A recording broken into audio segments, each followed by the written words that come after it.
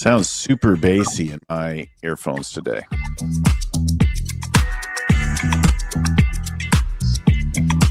Well, that's not a teaser. The teaser is this. Why don't people buy? How do we get great at selling? How do we get better at selling, learn to grow the business, all the things that go along with growing the business? Our guest today, Sean Samson, trained hundreds of contracting companies, done a ton of work in the whole world of electrical, mechanical kinds of contractors. Boiled it down to a few root causes that get in that. If you ever heard, if somebody's told you, let me think about it, this episode's going to help you figure that out and apply it. So whether or not you're a contractor, we deal with a lot of contractors, but whether or not you are, we're going to give you some ways to get selling better, scaling your company, and so on. Hey, everybody. I'm Bill Gallagher, scaling coach and host of this super fine Scaling Up Business podcast. We come to you every week with a show, a story, a guru, an author, something around scaling, growing your company. We've helped thousands of companies over the years. I coach many every year. Only a handful, like really deeply, privately, but we work with so many companies, and you'll find more than 650 episodes at scalingcoach.com, along with tools, downloads, all kinds of things like that. We do a workshop every month, many of them online, a few of them in person. We've got all kinds of things to help you scale. Come see us, scalingcoach.com. Like, subscribe, notifications, all that stuff wherever you're seeing this right now. LinkedIn, Spotify, Apple Podcasts, etc. Turn it on. You'll get it every week. All right, listen, our guest today is Sean Samson. He's the CEO and founder of his own training company. He's trained and consulted more than 300 contracting organizations across many countries. He's the author of 5 Reasons Why People Don't Buy and a creator of a 5-reason selling system. Everybody's got a system. He's got one. Seems to be working for a lot of people. 30 years in trades, began with an electrical contractor. He's also the inventor of something called the Grab-It guitar stand. We'll talk about that, I'm sure. He helps contractors shift from transactional kind of up and down world to more predictable things, service maintenance contracts, just like getting on top of their business. All right, let's get into it. Welcome to the show, Sean. Thanks for having me, Bill. I appreciate it. It's exciting. All right, so we're going to talk about all the hard business stuff. But before that, why guitar stands? Oh, man, I knew you were going to ask me that. So I'm a drummer, and most people would say you're a drummer, not a musician. It's an inside joke, right? Are you a player as well? Do you play anything? I play the stereo.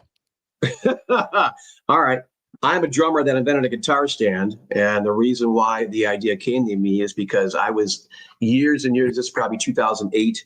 I'm at band practice. My guitar player had just bought a brand new Les Paul that I'm sure he paid $5,000 for or more. It was a classic.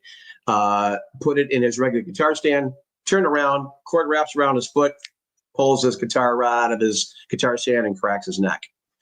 And I said, why doesn't anybody make a one-handed type of click in, click out type of guitar stand where all you got to do is have it be easy peasy, no brainer? And why don't they have that? Did some research. By 2010, we had Grab-It guitar stands out.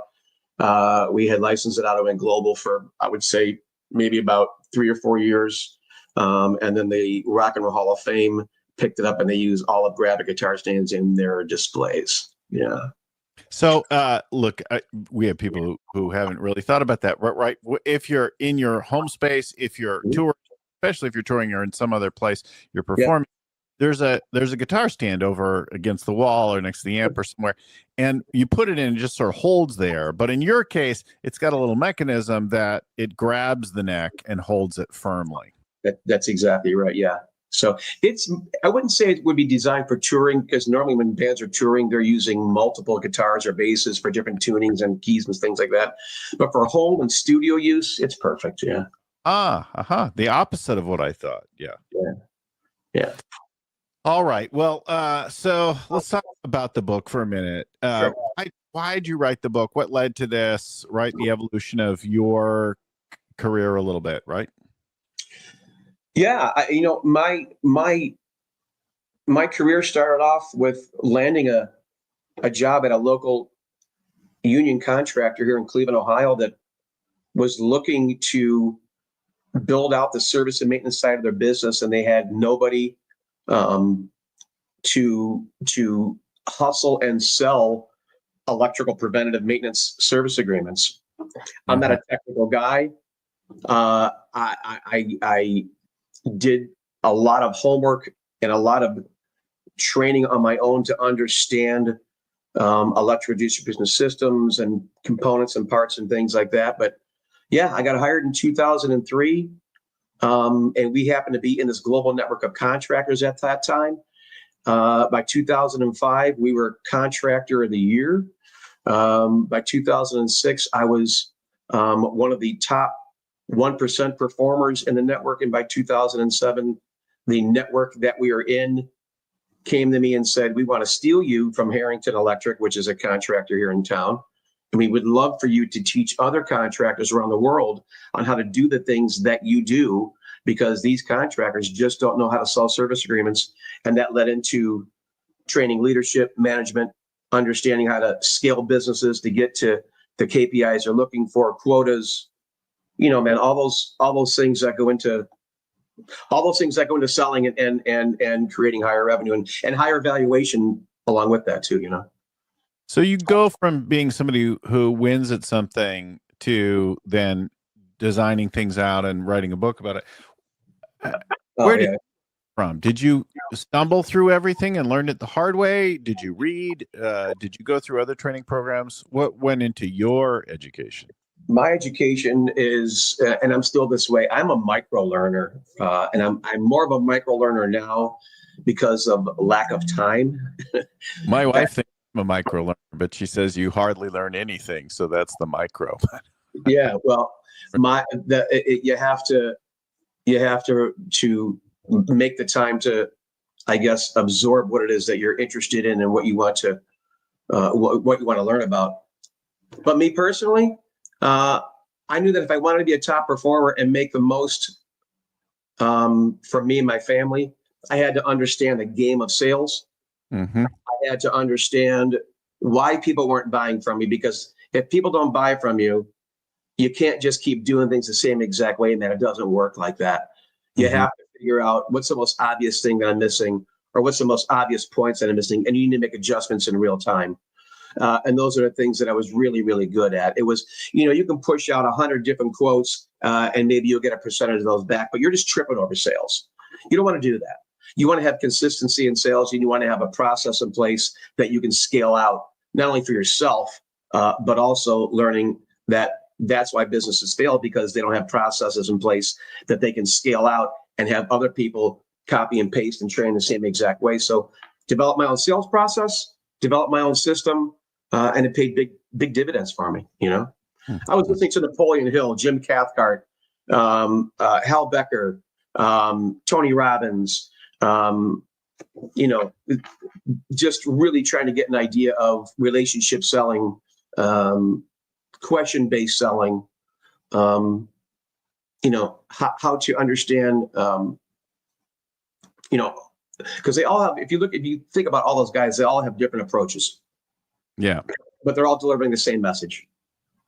I wonder if you look back in your history, can you think of a deal, something that happened where it looked perfect and then it died and you had to do the post-mortem on it?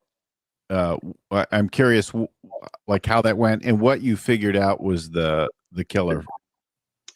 For something that I was personally selling? Yeah, that's a really good question, and there's a great answer to that. The reason why things die is because customers don't have enough information. That's why things die. The reason why jobs don't close is because of two reasons: lack of information, and you didn't get the decision maker, which gives you the authority, which is one of the reasons why I developed the 5 reasons selling system. So, that's one of the things that contractors do really good, man. They push out small projects and agreements that they have no idea what those thresholds are.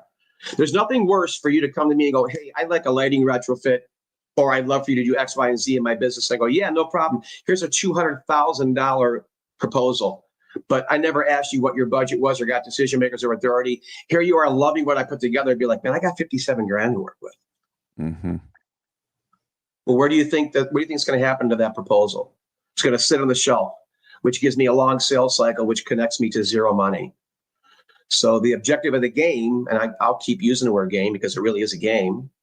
The objective of the game is to uncover those 5 reasons, but the big daddy of those is delivering wrong price. That's the reason why things don't close, man. It's lack of information and wrong price are the 2 log jams. So it sounds like the information that's lacking is what you get about the client prospect need, right? The information you're lacking is their world. 100%, man. We don't, you don't run a sales call to tell people what you believe. You run a sales call to figure out what they believe. That's the reason why you run a sales call. I think I do it. We all do it from time to time unconsciously. We get on the phone and we just start talking about ourselves and what we do and that kind of thing. And you should know better. You should learn. And yet, like, for some reason, you keep doing it, I'm going to give, as we prepared for this call, one of the things that you asked me was to give you real life scenarios and real stories about things. Just this morning, got off the phone call. We had just put this company through training, and he gets on the call with me. He says, "Hey, I was out visiting an existing customer today." So right off the bat, that's a red flag for me. And the reason why that's a red flag is because when you come through any type of training and then you take and you apply that training to existing customers, you think that you already know those customers and you don't have to apply those concepts or those thought process because you already know that particular customer. Make sense? Yeah. So one of the very first things that I had asked him were things that I know I was going to get no's on, and that is understanding what their budget is, who's the decision maker, critical areas, things that we would normally talk about. He's like, I don't know those things. I was like, yeah, but dude, you told me that they were an existing customer. Right. You said that you guys have been working with them for past 8 years. They do hundreds of thousands of dollars with you. So you can't, if you're going to go to see existing customers, you can't lazy up the processes that you've been trained on, because you need to apply those whether or not I know you or whether or not I don't know you, because at some point it's going to catch up with you. And that literally just happened this morning, as a matter of fact. Yeah. Yeah. And so you called it out. Were they embarrassed? No, he was cool about it. He's like, as a matter of fact, he had stopped me mid-sentence one, and he goes, "Look, man," he goes, "I know," he goes, "man, that I dropped the ball on this." He goes, "You're exactly right," which is really, really interesting, because if you have a customer that you've been working with for either 1 year or 10 years, and that customer doesn't know what it is that you do, where else are they getting everything else from? So if they're only using you for X, Y, and Z because they only think you guys do X, Y, and Z, what are the contractors are they working with? What are the types of service companies are they working with? Because they're only using you for the things that they know that you do. Right. Which means you're leaving money on the table, man. And those are the things that contractors need to be aware of, because if unless that customer looks at you as a preferred source, they're getting services elsewhere, man. You are not the preferred source. You're a vendor, but you're not preferred source. Certainly. How often are you working with people who are in a subcontractor position versus a general contractor or direct to, property owner? We are not working with our clients are electrical, mechanical, plumbing contractors that are approaching everything from an owner direct perspective.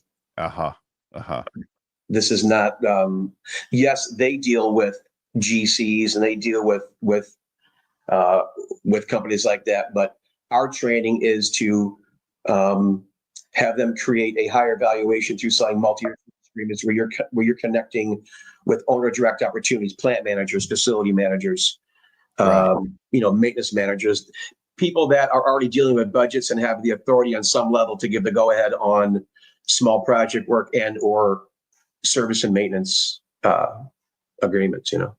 Got it. So it's pretty much direct to an end using decision maker, not a sub through a GC. 100%. Kind of a thing. 100%. Yeah. And yet a ton of mechanical, electrical are doing that kind of work for people on new construction, tenant improvement, etc. Yeah, for sure. Yeah. Well, let's talk about a variety of things. You may think of other stories, fine to toss them in, but one of the things that gets in the way a lot of times or is a problem, a frustration, is just this sort of ever declining margin. We get in a competitive situation, we discount, right? And it never seems to end. And then we end up with a business that doesn't make any money. You remembered a company in Rhode Island you worked with. Take that one, or somebody else. Talk to us about maybe an example of working with that. Yeah, I think that, in the contracting arena, everybody is so used to, both contractor and customer are very used to having a conversation where they expect to have to dial down labor rates. They expect to have to, at some point, talk price, and the reason why that happens is because you don't have a process in place, which is what we just talked about, of that customer getting an understanding of what it is that you do as a full service contractor, especially particular things particular problems that you want to solve on the service and maintenance side. So, we have a partner in Rhode Island where they've grown their service and maintenance side of their business 800% over the last 3 years. And the differentiation for them and getting them out of that price conversation is getting them really good at taking meetings with existing and new business and dialing in a sales process that explains what it is, not only what is it that they do, but getting a better understanding of the problems that they can solve for the folks that they're going out to see, and then making that differentiation in training, in technology, in tools, in competency to work on or around equipment.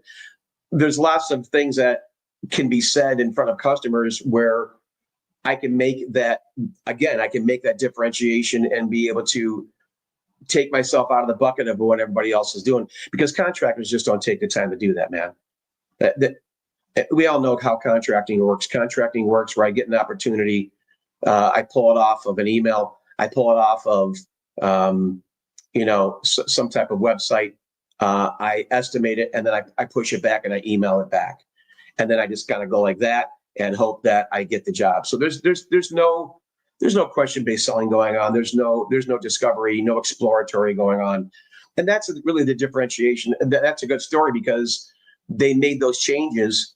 And unless they would have made those changes, they would not be in the position that right now. As a matter of fact, honestly, Bill, they probably would have closed their doors last year because bid and spec was really scarce in this window that they were in. And had they not had the multi-year service agreements that they had sold not only last year but the year before, the renewals, that carried them through, certainly, through those lean months, without a doubt. And here they are, 800% higher than they were 3 years ago, and they just hired their second sales professional to help them scale out even more than where they're at. So it's exciting. It really is. It's the passion to see people grow. And it's not just about making money, dude. That's not even the exciting part. The exciting part, because that'll happen if you do things right. The exciting part is watching people finally get it and that light bulb going off, and them, really on board onto the processes and the procedures and the and really just trusting in what you're training them. That's really the exciting part. The money's going to come if they do it right, anyways. So I often work with general contractors, specialty contractors, sometimes like sub or trades. And I was talking to one recently about their sales process, and they were debating more leads versus better selling. And the owner realized that they actually had a decent amount of lead flow, and he was considering buying more leads, but he looked at his close ratio and it was terrible, and the data was poor. So we looked at it together. And as I asked him, the thing that struck me is they didn't know why people came to them. Like, okay, we got a lead in, but like, where did it come from? Did you hear about us? Or you referred, like that kind of thing. They didn't know the reason for doing the job. Like, oh, we want to bid on this project. Why? Why now? Why particular? Any urgency? They didn't know the competitive process. Are you collecting 5 bids?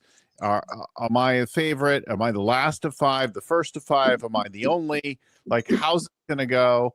What do you need? Is there any special requirements? No notes like that. They have a CRM. Good thing, right? So there is a CRM. There is some information collected, but it's just about the particular. Like, here's the address of the job, and here's some of the notes on what the person said they need, but none of the why, where it came from, what's driving them, expectations of budget, any budget at all established, like none of that there. And any of the things we could see at first. So I said, okay, first of all, you want to establish that bit, like, let's figure out some key things we want to collect every time.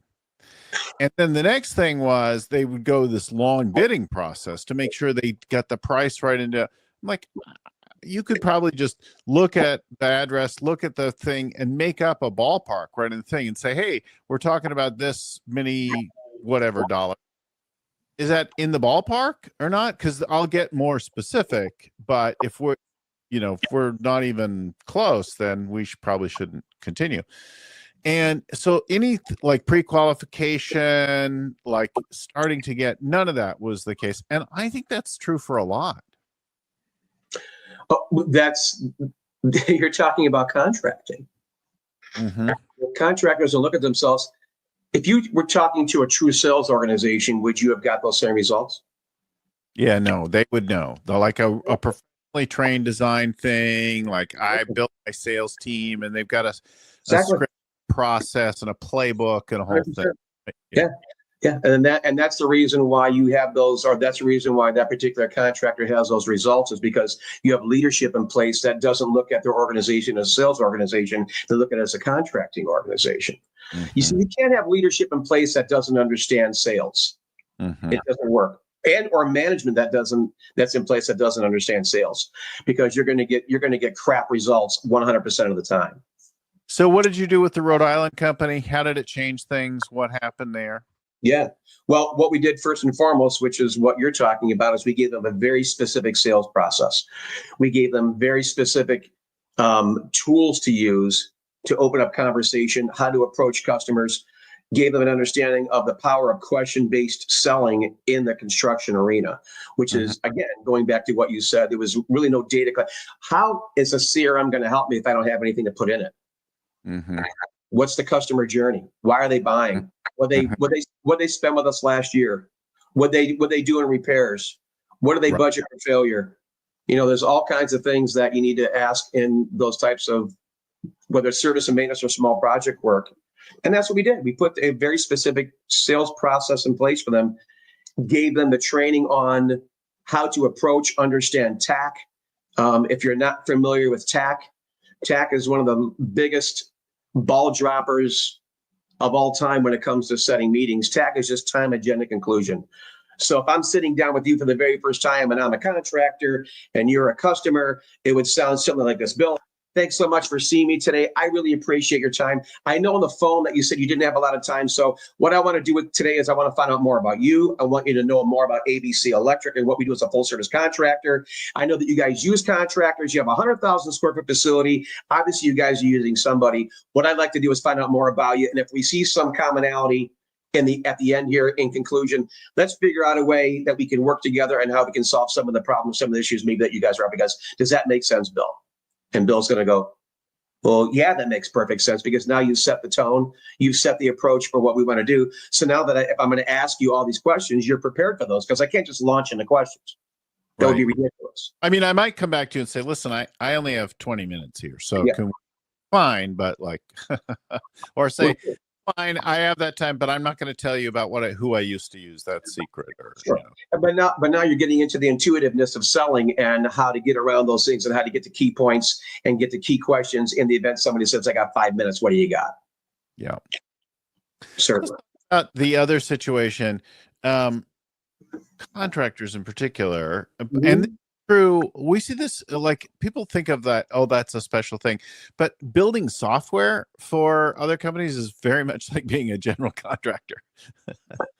It's a project and I'm going to build it, and that kind of work, and there's others like government contracts and things like that. It's feast or famine. Like, we get big projects, we do them, and then there's nothing even about it. I worked with a large equipment company as an advisor many years ago, Yeah. and they eventually got to hundreds of millions a year, but they didn't have maintenance, training, certifications, all the other kinds of things that they could have had. But when they introduced that, then they got a recurring revenue stream, and it had a surprising secondary effect.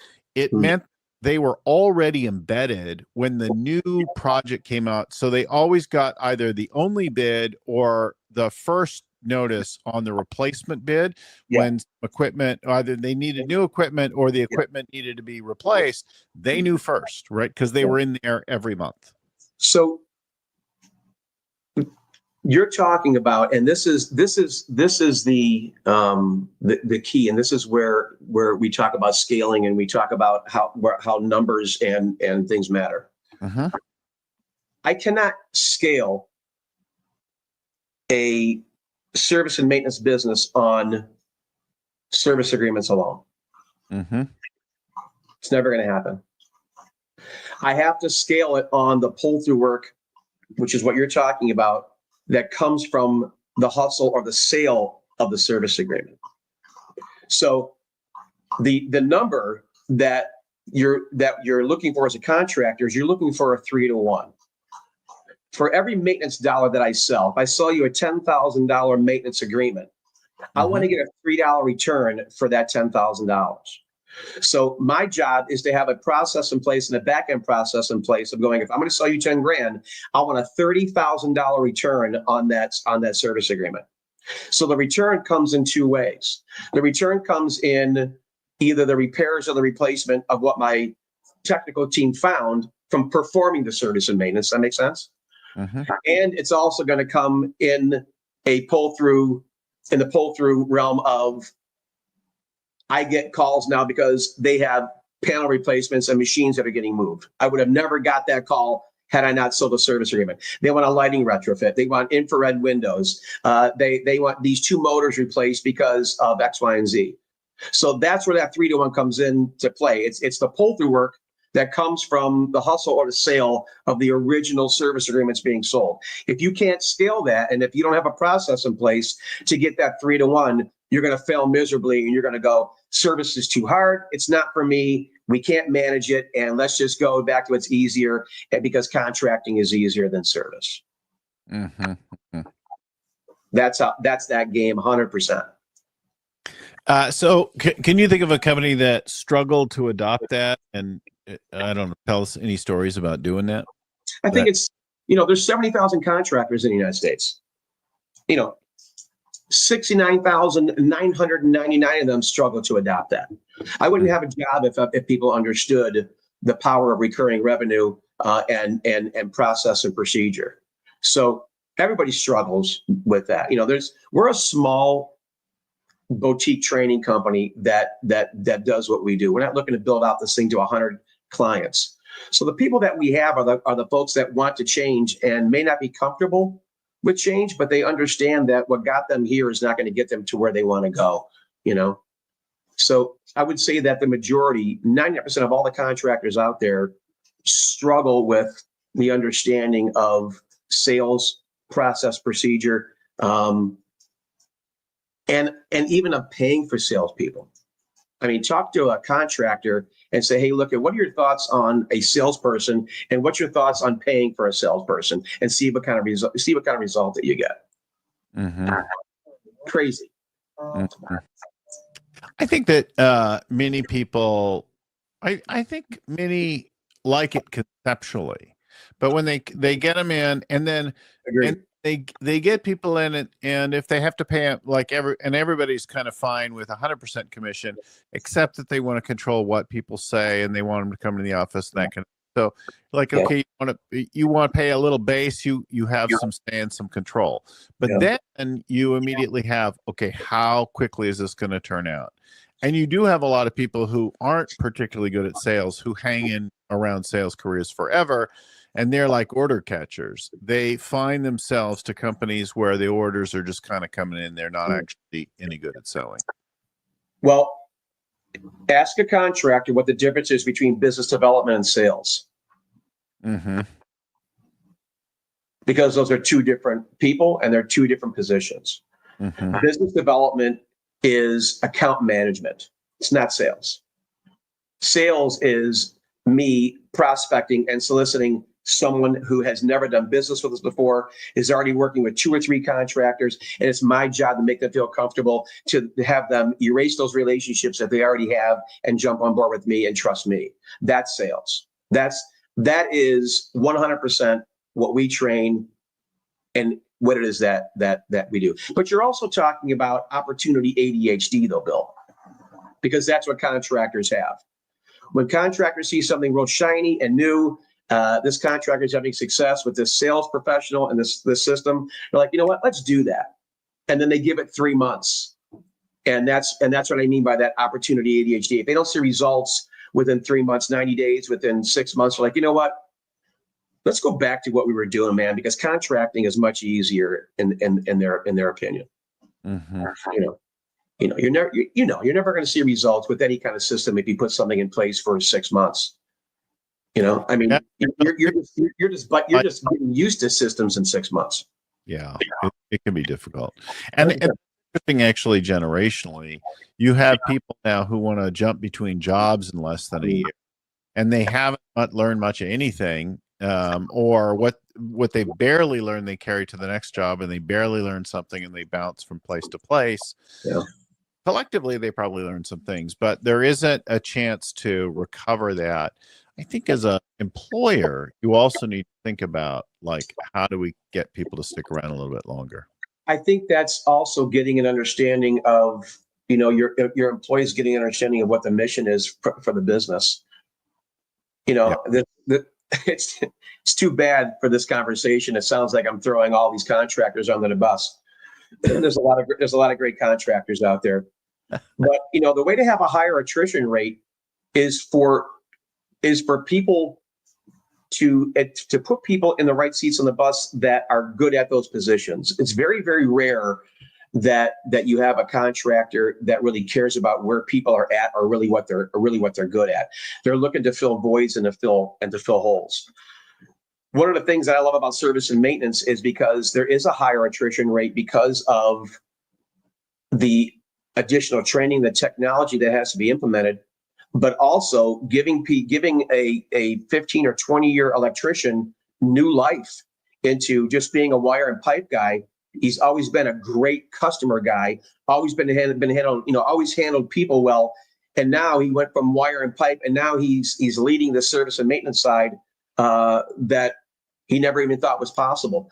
And then, you have these agreements that are coming, and you have this recurring revenue and renewals. And, it's just, there is a higher attrition rate as long as you're willing to build it out and stick with it. You don't have that opportunity ADHD that we're talking about, You talked, as we were getting ready for the show, about a company in Massachusetts that encountered issues with scale and then moved through that. Tell us about, what was that company like when you first encountered them? What kind of work, like, how is that now? Take us through that. Yeah.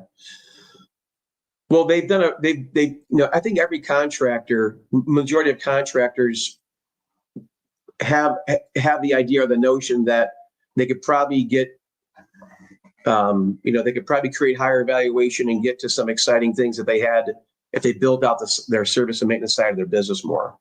Yeah. This particular contractor has done honestly, a halfway decent job with getting an understanding, and they're a plumbing company, and getting an understanding of the codes and the standards that the plumbing arena has to abide by. And leveraging service agreements has everything to do, whether you're mechanical, electrical, or plumbing, has everything to do with the codes and standards that you use every single day.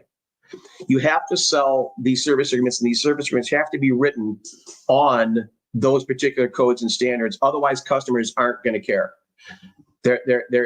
Unless it is governed by, as an example, 70, right? The NEC code, or NFPA 70B or NFPA 70E on the electrical side. Unless it's governed by those things, I can't just walk into the facility and go, Bill, shit's going to fail, man.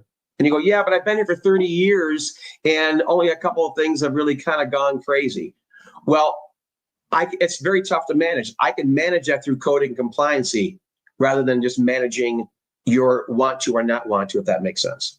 So this Boston company, same exact thing, is getting them understanding of how do I build service agreements that are based off of code and compliance from the plumbing code, from what the state of Massachusetts says that I have to do, touch points, things that have to be scheduled quarterly, yearly, those types of things, and getting those into a framework where customers understand what's coming next. The budgets have already been built for them, and then there's a follow-up process for renewal. And that's really where it started with them. You know, they have a decent amount of service that they're already doing, but they're doing the servicing and fixing problems, and then there's no follow-up. Mm-hmm. If you're going to fix something for somebody, shouldn't there be a process in place for you, the technician, to go, hey, man, we just fixed X, Y, and Z. Hey, is it okay if Sean Samson follows up tomorrow? He wants to introduce himself, and he loved to talk with you more about what it is that we do and how we probably could have mitigated this from the get-go. Are you cool with Sean calling you? Who would say no to that? Everybody's going to say yes to that. Whether or not I get there and we move forward on anything is a whole different story, but nobody's going to say no. No, I don't want Sean calling me. I would have much rather have paid $10,000 for that rather than getting into a service agreement where I was only going to pay $2,500 or $1,500. Mm-hmm. Right? It's funny, you started rattling off codes and things like that, and I thought I was going to turn into a Steve Martin job about a sprinkler maintenance supervisor. Well, that is key, though. It's absolutely key. It's a reason why you're able to leverage these service agreements, especially with people that just don't care. Yeah. Right? Yeah. Got to talk their language. You got to think about the world that they're grappling with, and then create that continuity of managed, proactive kind of a business. And that is the key for your recurring revenue, right? 100%, man. If you can manage that based on what the standards say and what code says, you're doing something right. The systems, the teams, the things like that follow on, that build that create that consistency. And then that leads to the scale, right? We've got the regular work, then we've got the pull through work, and we start to be a legit company. You know, you being in the industry too, Bill, you know that there's a large gap and a separation between I would say the $5 to $50 million contractors, and then the $50 million contractors and up. Mm-hmm. And what I mean by gap is the 5 to 50, they pretty much have their shit together. Their leadership teams are very small. They have a very good idea as to what their margins are, what they're really good at, what their niche is, things like that. The 50 million and up, you have a lot of decision makers, you have a lot of red tape, you have siloed individuals, you have siloed divisions. Everybody's working as an independent contractor of sorts. And those 50 million and up are very difficult to change and change the paradigm and make that shift and put additional processes in place because they're just so used to doing it. And very rarely do they get everybody to say yes that they want to move in a particular direction. They got 12 decision makers, 4 are saying yes, and the balance of those are saying, let's just keep doing what we're doing. So, well, interesting. When I don't just work with trades and construction and contractors, and I do quite a bit of technology and that kind of thing, and healthcare and on and on and on. So I do broad range things. You do see common elements with things, and I think about like there are different stages at each and things that people struggle with. Sometimes it's tied to revenue. Very often it's more tied to the number of people, and depending on what would go on. So when we have a team of 10 people, 30, 50, 100, 200, 500, 4,000, all those have different dynamics, different leadership styles required. And I think about the ones, there are definitely inflection points where they're more open to change and points where it's harder. When we have thousands of people, I have a company now that's gone from startup to 2,500 people in a couple of years. And but we all the way through have been thoughtfully building process and culture and that kind of thing. So it's not broken. We are fine tuning it as we grow to a 4,000 or 5,000 person business. Sure. Like it's getting refined, but it wasn't broken, right? And then sometimes you encounter a company where things are really broken. They're already like 75 people, and they've got a lot of bad habits. There's kind of a lot of rework to do, and more soul searching for the founders, owners to think about. Yeah. Well, then you're dealing with a company where their leadership has things dialed in. Mm-hmm. I mean that's what it sounds like to me. Look, and you know the old saying that the larger the organization, the quicker clarity decays, and that is absolutely the case with larger organizations, and it's unfortunate. It really is, because we work with a lot of our great relationships are with M&A companies, and I can tell you some stories about contractors that want to unload their businesses. And the first thing that the M&A company comes in and says is that, what do you have from a recurring revenue perspective? Yeah. What do you mean you're 15 times EBITDA? Yeah. So let's talk about a change of leadership. Somebody buys a company, somebody sells a company, somebody grooms somebody to take over a company. Talk about, you mentioned a Colorado company, but start with that one, where there was some succession. What happened? How'd that go? What are the issues there? Well, they're still going through it, and they were purchased by a very large conglomerate that has nothing but great intentions in building out in building out what is it that they purchased, and they already do $50 to $60 million in service and maintenance. But I think that if anybody's looking for a buyer, I'm a contractor looking for a buyer. One of the very first things that I want to look at: am I just looking for dollars and cents, or am I really looking to partner with the right business that's going to take everything that I've done and not only take it to the next levels, but complement what I've done on every single level. And I think that this company that is purchasing one of our clients, I think that they are absolutely complementing the company that we're contracted with. But I'm going to go back to the saying, they are extremely large contractor taking over a smaller contractor, and there's lots of moving parts, and there's lots of decision makers, and you're never ever going to get everybody on the same page. It's just not going to happen. It's just not going to happen. You're going to have people that are just too busy, people that don't want to get involved, which is unfortunate, and then you're going to have players that are always going to want to be involved and want to change the landscape of the business. So,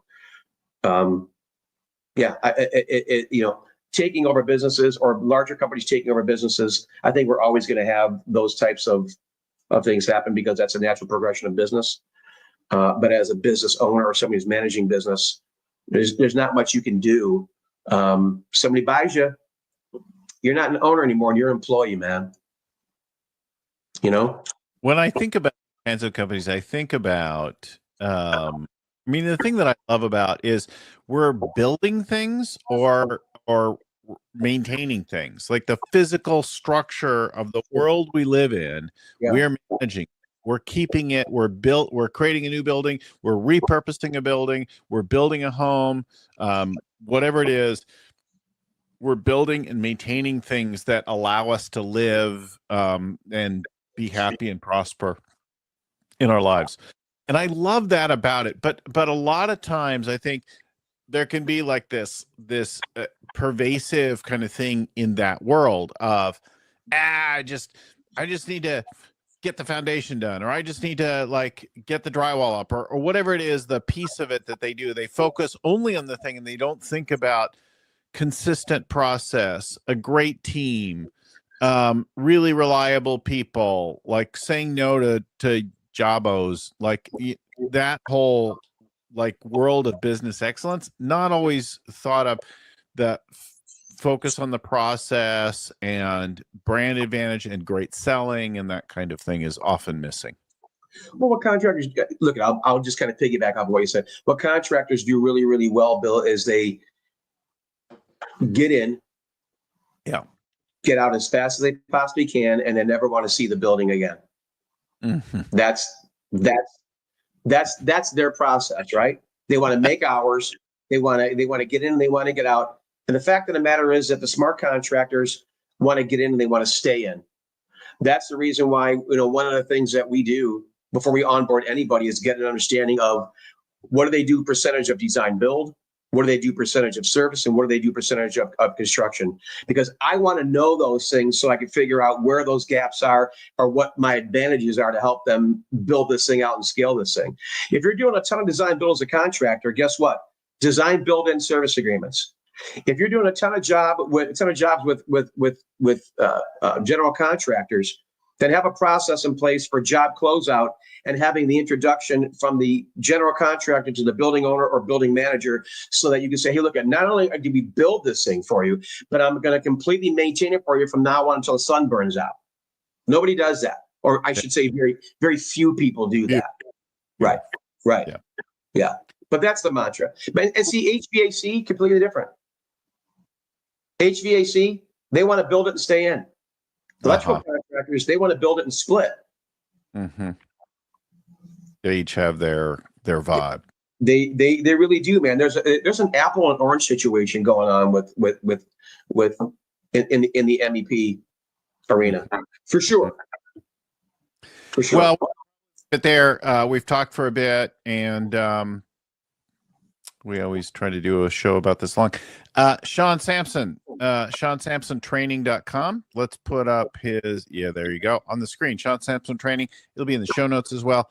Not hard to remember. SeanSamsonTraining.com is a great place to go. You want to know more about Sean's work? Maybe it's a fit for you. Maybe it'll help you get your sales process or tune up your business. Sounds complementary to some of the work that we do, which is more about the growth and the eventual exit of the business. I really appreciate you coming on and talking with us today, sharing some of your stories and examples and your thoughts about the world of it. For our listeners, viewers, thanks for watching. Thanks to my friend and mentor, Vern Harnish, who created the whole Scaling Up framework, and to Wanda and Anna, who produce our show every week and get it out the door and that kind of thing.